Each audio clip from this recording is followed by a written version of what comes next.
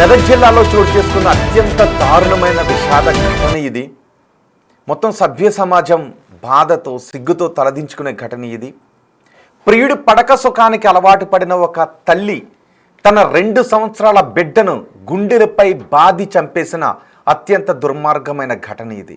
అలాంటి తల్లిని ఏం చేస్తే సరిపోతుంది? అలాంటి ఆమె నేను తల్లి అని అనలేకపోతున్నాను. తల్లి అనే పదాన్ని ఆమెకు సంబోధించలేకపోతున్నాను. మహిళ అయిపోయింది కాబట్టి నేను ఎక్కువగా ఆమెను ఏమీ అనలేకపోతున్నాను. ఆ పక్కనున్న ఆ పురుషుని మాత్రం చూడండి ఒకసారి, అదిగో మీకు కూడా కనీసం మాటలు రాని పరిస్థితి వస్తుంది. మెదక్ జిల్లాలో ఉన్నటువంటి ఆమె పేరు మెదక్ జిల్లా శివంపేటకు చెందిన మమత ఆమె పేరు. మమతకు భాస్కర్కు పెళ్ళయింది. వాళ్ళిద్దరికీ అబ్బాయి అమ్మాయి పుట్టారు. చక్కటి సంసారం, పిల్లోడు. అబ్బాయికి 3 సంవత్సరాలు, పాపకి 2 సంవత్సరాలు. భర్తతో విభేదించి ఈ మమత ఏం చేసిందో తెలుసా? పుట్టింటికి వెళ్ళిపోయింది. భర్త మీద కోపం వచ్చి ఆమె పుట్టింటికి వెళ్ళిపోయింది. పుట్టింటికి వెళ్ళిన తర్వాత వాడి పేరేంటో తెలుసా? ఫయజ్. పాత నేరస్తుడు, జైలు నుంచి వచ్చిన పాత నేరస్తుడు. వాడితో పరిచయం ఏర్పడింది. ఆ పరిచయం కాస్త వాళ్ళిద్దరికీ అక్రమ సంబంధానికి దారితీసింది. ఆ తర్వాత వాళ్ళిద్దరూ ఏం చేశారు అంటే, ఇంట్లో చెప్పా పెట్టకుండా 2 సంవత్సరాల కూతురుని తీసుకుని వీళ్ళిద్దరూ కలిసి ఏపీలో ఉన్న నరసరావుపేటకు వెళ్ళిపోయారు. నరసరావుపేటకు వెళ్ళిపోతే ఈ మమత తండ్రి కూతురు కనిపించట్లేదు అని పోలీసులకు ఫిర్యాదు చేశారు. మిస్సింగ్ కంప్లైంట్ నమోదు చేశారు. ఆ తర్వాత వెతికితే వీళ్ళిద్దరూ నరసరావుపేటలో ఉన్నారని తెలిసింది. పోలీసులు వాళ్ళిద్దరిని పట్టుకుని తీసుకొచ్చారు శివంపేటకి. తీసుకొచ్చిన తర్వాత 2 సంవత్సరాల బిడ్డను తీసుకుని వెళ్ళింది కదా, ఆ 2 సంవత్సరాల బిడ్డతో కాకుండా ఈ ప్రియుడితోనే కలిసి వచ్చింది. ఏడి నువ్వు బిడ్డతో 2 సంవత్సరాల బిడ్డతో కదా వెళ్ళిపోయావు, ఆ 2 సంవత్సరాల బిడ్డ ఎక్కడుంది, నీ పాప ఎక్కడుంది అని అడిగితే చెప్పట్లేదు. ఏదేదో కహానీ చెప్తోంది. లేదు, ఏం చేసావు బిడ్డని, 2 సంవత్సరాల బిడ్డను ఏం చేసావు? అదిగో చూడండి ఒకసారి బిగ్ టీవీ స్క్రీన్ పైన. ఆ 2 సంవత్సరాల బిడ్డను ఏం చేసావు అని అడిగితే అప్పుడు అసలు విషయం చెప్పింది. చనిపోయింది అని చెప్పింది. ఎలా చనిపోతుంది అని అడిగితే ఆమె ఏం చేసింది అంటే పొంతం లేని మాటలు చెప్తోంది. లేదు అని గట్టిగా అడిగితే చెప్పింది, అవును బిడ్డను చంపేశాను అని. వాడు పడక సుఖానికి అలవాటు పడి భర్తను వదిలి వెళ్ళిపోయి, బిడ్డను తీసుకుని వెళ్ళిపోయి, కేవలం వాడి పడక సుఖమే కావాలని కోరుకునే 2 సంవత్సరాల బిడ్డను చూడండి ఒకసారి. ఆ చిన్నారి ముద్దులకి, ఆ చిన్నారి కన్న కూతురు ఆ బిడ్డను గుండెలపై బాది చంపి, అదిగో పోలీసులు ఉన్నారు కదా, బండరాలు కనబడుతున్నాయి కదా, అక్కడ పాతి పెట్టేశారు. వాళ్ళని తీసుకొచ్చిన తర్వాత ఏది బిడ్డని అడిగితే బిడ్డ లేదు కదా, గట్టిగా అడిగితే చంపేశానని చెప్పిన తర్వాత మళ్ళీ కంప్లైంట్ చేస్తారు పోలీసులు. అందరూ షాక్కు గురయ్యారు. కన్న బిడ్డను ప్రియుడి కోసం చంపేస్తుందా ఈమెను అసలు ఏం చెయ్యాలి, నిలువున చట్ట ప్రకారం ఉరి తీయాలి అని ఆమెను తిడుతూ అక్కడ తీసుకువెళ్ళి ఆ ప్రొక్లైనర్ని పెట్టి తవ్వారు. చూడండి ఒకసారి, అదిగో ఆ ప్రొక్లైనర్ పెట్టి తవ్వితే పాపం ఆ చిన్నారి కుళ్ళిపోయిన స్థితిలో కనిపించింది. ఇంతకంటే దారుణం ఉంటుందా? అఫ్కోర్స్ ఇలాంటి దారుణాలు ఈ మధ్య చోటు చేసుకుంటూ ఉన్నాయి. ప్రియుడిపై మోజుతో భర్తను చంపేస్తున్నారు కొంతమంది, ప్రియుడిపై మోజుతో కన్నబిడ్డను చంపేస్తున్నారు, ప్రియురాలపై మోజుతో భార్యలను చంపేస్తున్నారు, అనుమానంతో భార్యలపై అనుమానంతో భర్తలు భార్యలను చంపేస్తున్న దుర్మార్గమైన ఘటనలో. ప్రియుడిపై మోజుతో భర్తలను చంపేస్తున్నారు. సిమెంట్ ఇసుక కలిపి డ్రమ్ముల్లో వేసి మరి ముక్కలు చేసి మరి చంపేస్తున్నారు. కన్న బిడ్డను చంపేస్తావా? అరే, కడుపున పుట్టింది 9 మాసాలు పోసి పెంచానని జ్ఞానం లేదా? ప్రియుడిపై పడక సుఖం మాత్రం కావాలా? ఆ కొద్దిసేపు పడక సుఖానికి ప్రియుని చంపేస్తావా? బహుశా కూతురుని తీసుకెళ్ళింది కాబట్టి కూతురుని గుండెలపై బాధ చంపేసింది. కొడుకుకి 3 సంవత్సరాలు, కుమార్తెకు 2 సంవత్సరాలు. అరే, నీకు వాడితో వెళ్ళిపోవాలని ఉండుంటే నీ బిడ్డను వదిలేసి పోవాల్సింది. ఇప్పుడు నీ భర్తకు విడాకులు తీసుకుని వాడు పోయినోడితో కొలకాల్సింది. కన్న బిడ్డ నీ పాల కోసం ఎదురు చూస్తుంటుంది. ఆకలేస్తే నీ ఒడిలోనే సురక్షితం అనుకుంటూ ఉంటుంది. నువ్వు కనబడకపోతే ఏడుస్తుంది, నువ్వు కనబడకపోతే ప్రాణం పోయినట్టు అనిపిస్తూ ఉంటుంది. ముగ్గురిని వదిలేసి వెళ్ళిపోయావు. 3 సంవత్సరాల బిడ్డని ఇంటి దగ్గర వదిలేసి వెళ్ళిపోయావు. ఆ 2 సంవత్సరాల బిడ్డను కూడా ఇంటి దగ్గర వదిలేసి పోలేకపోయావా? ప్రియుడి పడక సుఖానికి 2 ఏళ్ల బిడ్డను చంపేస్తావా? అమ్మవా నువ్వు? చూడండి ఒకసారి, మీకేమనిపిస్తుంది అసలు ఈ ఘటన విన్న తర్వాత? ఇంతకు ముందు కూడా మనం చూసాం కొన్ని రోజుల క్రితం. ప్రియుడి పడక సుఖానికి అలవాటు పడిన ఆమె 2 బిడ్డల్ని తలను బకెట్లు ముంచి చంపేసింది. అరే దొరుకుతాం, తర్వాత కటకటాల్లో ఉండాలి, జైలు ఊచలు లెక్క పెట్టాలి, పక్కన ప్రియుడు కూడా ఉండడు, చంపేసనే బిడ్డని కుమిలి కుమిలి ఏడుస్తూ జీవితాంతం జైలు గోడల మధ్య చావాల్సి ఉంటుంది అని కూడా లేదా? ఇలాంటి ఆలోచనలు ఉంటే మానేయండి అమ్మా దయచేసి. ఇలాంటి ఆలోచనలు ఉంటే మానేయండిరా దయచేసి. మీ ప్రాణాలు పోయినా పర్లేదు, మీ బిడ్డల ప్రాణాలు అభంశుభం తెలియని ఆ 2 ఏళ్ళు 3 ఏళ్ళ ముక్కు పచ్చలారని బిడ్డలను మీ కామానికి ఎందుకురా బలి చేస్తారు? మీ కామానికి ఎందుకమ్మా బలి చేస్తారు? గుండెలపై బాధ చంపేస్తావా? గుండెలకు హత్తుకొని పాలిచ్చి పెంచాలి కదా బిడ్డని. తల్లి గుండెలకు హత్తుకొని పాలిస్తున్నప్పుడు కదా బిడ్డ సృష్టి అంటే అది కదా. కానీ కామంతో కళ్ళు మూసుకుపోయావా? మొగుడిని వదిలేసావు, కొడుకును వదిలేసావు. ఆ ప్రియుడు వాడు ఫయాజ్ గాడు తీసుకొచ్చి, అఫ్కోర్స్ నేను గాడు ఈ మాట అన్నాను, ఏమన్నా అనుకుంటే ఎవరికైనా బాధ అనిపిస్తే ఐఎమ్ సారీ. కానీ ఒక కన్న బిడ్డను, చిన్న బిడ్డ ఏడుస్తుంటే చూసేవాళ్ళు ఎవరికైనా బిడ్డ ఎందుకు ఏడుస్తుందో అని అనిపిస్తూ ఉంటుంది. ఒకవేళ ఎవరైనా పక్కింటి వాళ్ళు వచ్చామో నీ బిడ్డ ఆకలితో ఉన్నట్టుంది పాలు ఇయ్యమని పక్కింటి వాళ్ళు వచ్చి రియాక్ట్ అవుతుంటుంటారు. అలాంటి పడక సుఖానికి నీ బిడ్డను చంపేస్తావా? ఈ ఘటన ఎక్కడ జరిగిందంటే మెదక్ జిల్లా శివంపేటకు చెందిన మమత, భాస్కర్ ఇద్దరు భార్యాభర్తలు. కొన్నేళ్ల క్రితం పెళ్ళయింది. ఇద్దరికి విభేదాలు రావడంతో మమత తన 2 ఏళ్ల బిడ్డను తీసుకొని పుట్టింటికి వెళ్ళిపోయింది. పుట్టింటికి వెళ్ళిపోయిన తర్వాత అక్కడి ఫయాజ్తో పరిచయం ఏర్పడింది. ఫయాజ్ పడక సుఖం కోసం పరితపించింది. వాడిని తీసుకుని ఆంధ్రప్రదేశ్లో ఉన్న నరసరావుపేటకు పారిపోయారు 2 ఏళ్ల బిడ్డను తీసుకొని. ఆమె తండ్రి, మమత తండ్రి ఫిర్యాదు చేస్తే వాళ్ళిద్దరిని పట్టుకొని ఇక్కడ తీసుకొచ్చారు. ఇక్కడికి తీసుకొచ్చిన తర్వాత తెలిసింది తీసుకెళ్ళిన బిడ్డ ఏదన్నట్టు. అదిగో చూడండి, తవ్వుతున్నారు. ఆ తవ్వుతున్న చోట ఆ ముక్కు పచ్చలారని బిడ్డ ఆ ఎముకలు బయటపడ్డాయి. ఆ ముక్కు పచ్చలారని బిడ్డ చూసారా, చెవు ఇట్లా పట్టుకొని ఉంది. ఇది ఆమె, వాడు ఫయాజ్, ఆమె. అఫ్కోర్స్ నేను కొన్ని రూల్స్ ప్రకారం మాట్లాడాలి కాబట్టి నేను ఆమె ఏం అనట్లేదు. కానీ అమ్మతనానికి మచ్చ తెచ్చావు మమత నువ్వు, స్త్రీతనానికి మచ్చ తెచ్చావు మమత నువ్వు,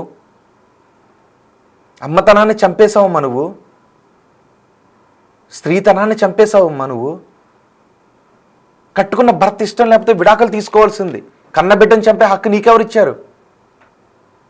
బహుశా ఆ 2 సంవత్సరాల బిడ్డని నువ్వు తీసుకునేటప్పుడు అనుకుంటూ ఉండుంటుంది, నువ్వు చంపడానికి తీసుకునేటప్పుడు తల్లి తన ఒడిలోకి తీసుకుంటున్నది తన రొమ్ము పాలు ఇవ్వటానికి కాబోలు అనుకుని, కానీ తన గుండెల మీద గుద్ది చంపడానికి తీసుకుంటున్నావని బహుశా అనుకుని ఉండదు. మన జీవి అనేది ఏది కూడా నిన్ను క్షమించరాని నేరం చేశావు. ప్రకృతి అనేది, సృష్టి అనేది నిన్ను క్షమించరాని నేరం చేశావు. నువ్వు మనిషి పుట్టుకు అనర్హమైన నేరం చేశారు మీరు. కన్న బిడ్డని, 2 ఏళ్ల బిడ్డని, 9 మాసాలు కని పెంచిన బిడ్డని, రొమ్ము పాలిచ్చి బతికించాల్సిన బిడ్డని గుండెలపై గుద్ది చంపేస్తావా? అది ప్రియుడి పక్కన పడుకోవటానికి, ప్రియుడి పక్కన కొన్ని క్షణాల సుఖం కోసం చంపేస్తావా? బతికే హక్కును కోల్పోయావు మమత నువ్వు. ఫయాజ్, నువ్వు కూడా బతికే హక్కును కోల్పోయావు. ఆమెను లోబరుచుకుని, అరే ఇద్దరు బిడ్డల తల్లి ఆమెను తీసుకుని వెళ్ళాలని నీకెలా కనిపించిందిరా? ఆమె బిడ్డని చంపి అక్కడ పాతి పెట్టాలని ఎలా కనిపించింది? ఇద్దరు కలిసే పాతి పెట్టారా? మా ప్రతినిధి దుర్గారెడ్డి ఉన్నారు. ఒకసారి ఘటన గురించి మీరేమనుకుంటున్నారు? మీ అభిప్రాయాన్ని తెలియచేయండి. మేము అడిగే ఉరి తీయాలి, యావజ్జీవ శిక్ష విధించాలి. నిజానికి భర్త ఇష్టం లేదు, బిడ్డలు ఇష్టం లేదు అంటే చంపేయడం ఎందుకు? వదిలేసి పోండి. చట్ట ప్రకారం విడాకులు తీసుకోండి. చంపే హక్కు ఎవరిచ్చారు మీకు? మా ప్రతినిధి దుర్గారెడ్డి ఉన్నారు సమాచారం అందించడానికి. దుర్గారెడ్డి, ఇప్పుడు ఈ మమత, ఫయాజ్ ఎక్కడున్నారు? అంత కర్కశంగా కన్నబిడ్డను ఎలా చంపగలిగారు?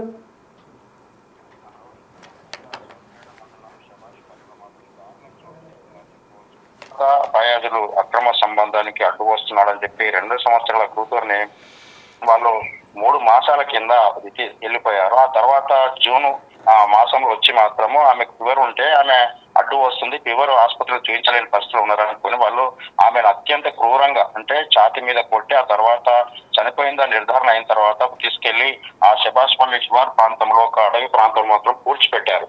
ఆ తర్వాత తన తండ్రి ఇచ్చిన ఫిర్యాదు మేరకు, రాజు బంటురాజు ఇచ్చిన ఫిర్యాదు మేరకు వీళ్ళంతా కూడా పోలీసులు వివిధ కోణాల్లో విచారణ చేపట్టి మమత, ఫయాజ్ ఇద్దరిని కూడా తమదైన శైలిలో విచారించడంతో వాళ్ళు నేరాన్ని ఒప్పుకోవడం జరిగింది. ఆ తర్వాత 3 మాసాల క్రితమే ఇంకా సంఘటన జరిగింది. ఇంకా ఆ తర్వాత అంతకుముందు కూడా పైతో మమత కూడా గతంలో కూడా వెళ్ళినట్లు తెలుస్తుంది.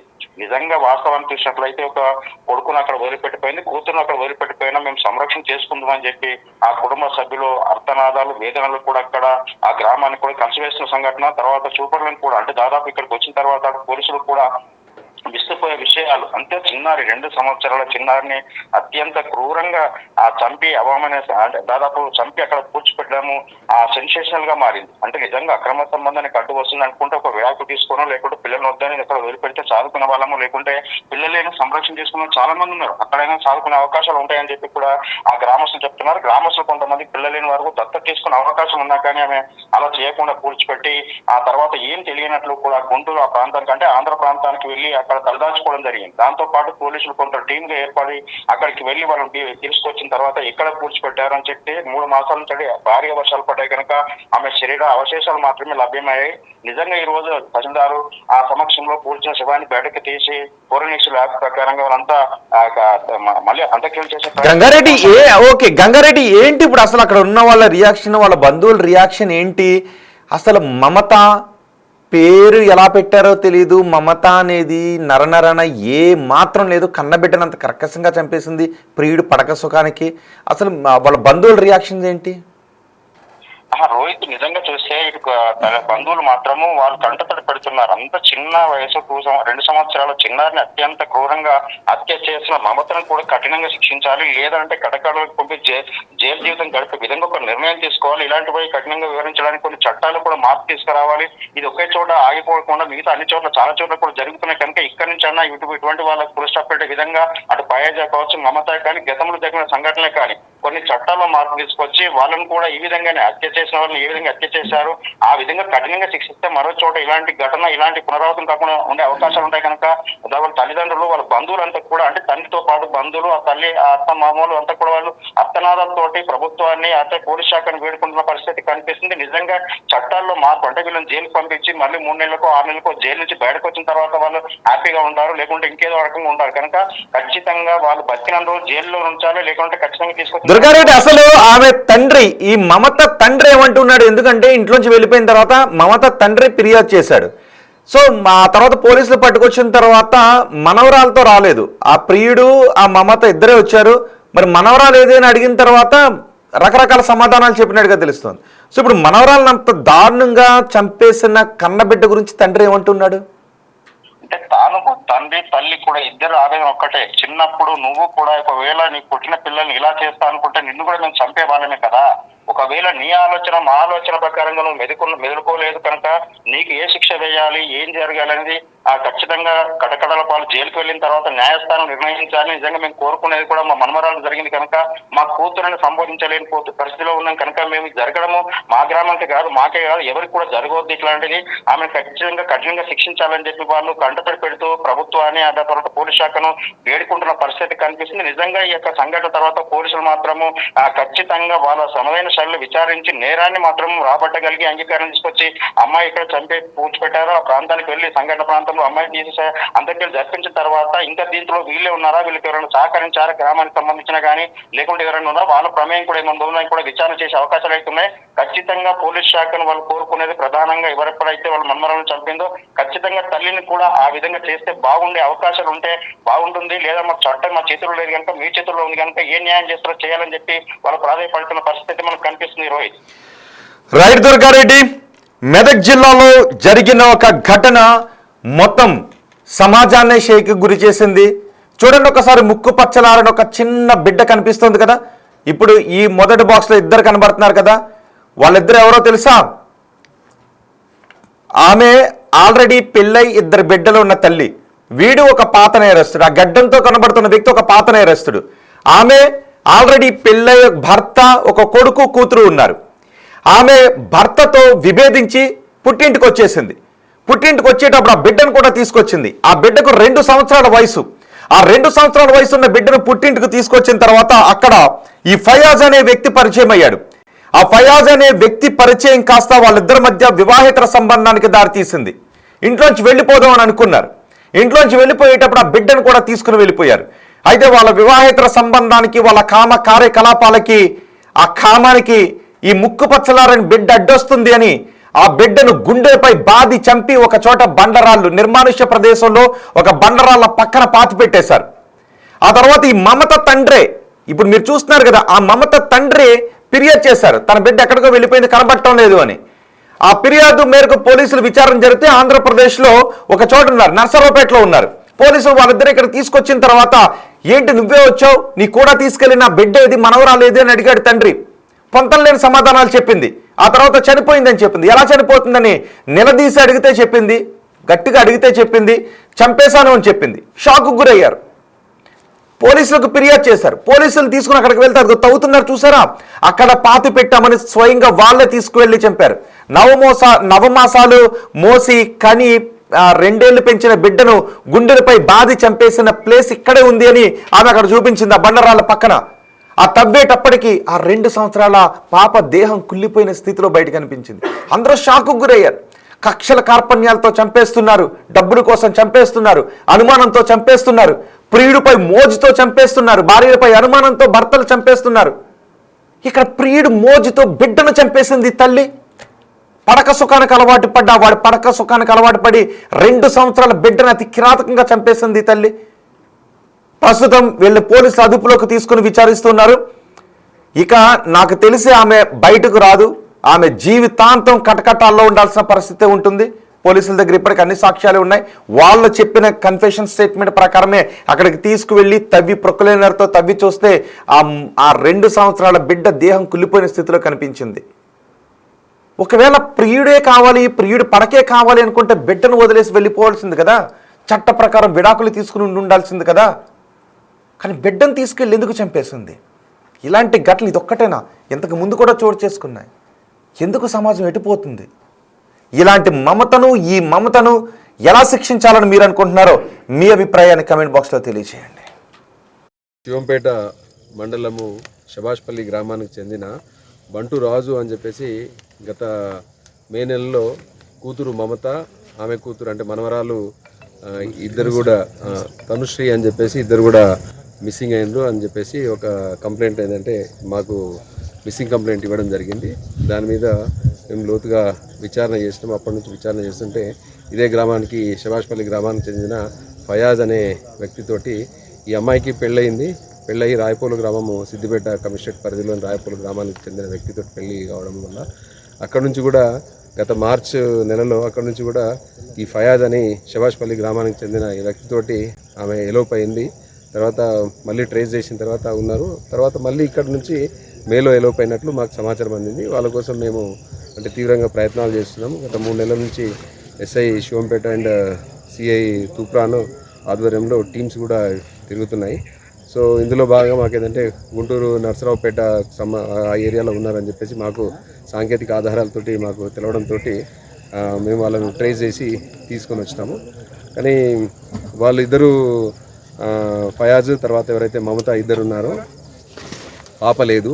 పాప ఎక్కడ పోయింది, తర్వాత తనుశ్రీ అమ్మాయి 2 సంవత్సరాల పాప ఎటు పోయిందంటే వాళ్ళు పొందలేని సమాధానం చెప్పడం జరిగింది. అనుమానంతో ఇవాళ మేము చాలా సుదీర్ఘంగా వాళ్ళను ఇంటరాగేట్ చేయడం జరిగింది, విచారించడం జరిగింది. ఆ విచారణలో భాగంగా ఇద్దరు కూడా ఏంటంటే అమ్మాయిని తమకు అడ్డు ఉందని చెప్పేసి, అమ్మాయి జ్వరంతో ఉండడంతో అడ్డు ఉందని చెప్పేసి గత జూన్ 7th నాడు 7వ తారీఖు నాడు ఇక్కడికి పాపతో పాటు వస్తూ ఆమెను హత్య చేసినారు. తర్వాత గొంతు నులిమి హత్య చేసి ఇక్కడనే శభాష్పల్లి ఈ ఏదైతే పొలాల్లో ఈ వాడుక పక్కన ఒక గుంత తీసి దాంట్లో కూర్చడం జరిగిందని చెప్పడంతో ఇవాళ మేము మొత్తం పోలీస్ టీమ్స్, తర్వాత మెడికల్ ఎక్స్పర్ట్స్, డాక్టర్స్, తర్వాత తహసీల్దార్ గారు, శివంపేట తహసీల్దార్ గారు ఆధ్వర్యంలో ఇవాళ దీన్ని శవాన్ని మేము వెలికి తీయడం జరిగింది. గత 3 నెలల నుంచి ఉండడం వల్ల, గత 2 నెలల నుంచి విపరీతంగా వర్షాలు పడడం వల్ల శవం పూర్తిగా కూలిపోయిన పరిస్థితిలో ఉంది. ఇది కేవలం ఏంటంటే తమకు పాప అడ్డు వస్తుంది, తమ సంబంధానికి అడ్డు వస్తుంది, పాపను తొలగించుకుంటే తమ సంబంధము కొనసాగించుకోవచ్చు అన్న ఉద్దేశంతో వీళ్ళు హత్య చేసినట్లుంది. ఇంకా కూడా మేము దీంట్లో ఇంకా వీరికి ఇంకెవరైనా సహకారం చేసినారా, ఎటు పోయినారు, ఎక్కడ పోయినారు అని పూర్తి అంటే మేము దీంట్లో లోతైన విచారణ జరపడం జరుగుతుంది. సో ఈ కేసుని వెలికి తీయడంలో అంటే బాగా కృషి చేసిన శివంపేట ఎస్ఐ, తర్వాత తూప్రాన్ సిఐ గారు, వాళ్ళ టీంని కూడా మేము అభినందిస్తున్నాము. వీళ్ళను అంటే చట్టపరమైన చర్యలు తీసుకుంటాము. అని మీ